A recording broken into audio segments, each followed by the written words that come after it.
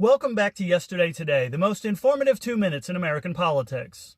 October 18th of 2025 marked the federal government's 18th day of ineptitude, with many now speculating that congressional Republicans are deliberately refusing to work toward a compromise so that the government will remain closed, in part to prevent a congressional inquest into the death of Buffalo Township firefighter Corey Comparatori, the man who was shot and killed in Butler, Pennsylvania during one of Trump's political rallies in July of 2024.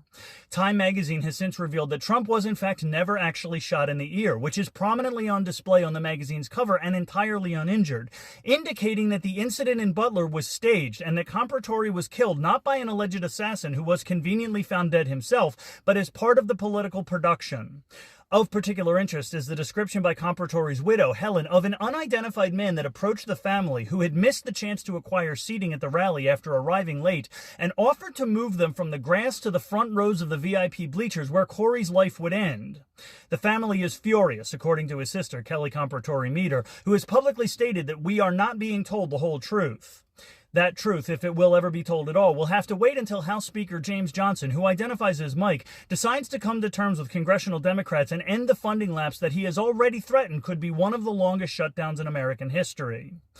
Meanwhile, the country witnessed one of the most significant displays of public dissent in recent years as peaceable No Kings demonstrations unfolded in thousands of cities and towns across all 50 states.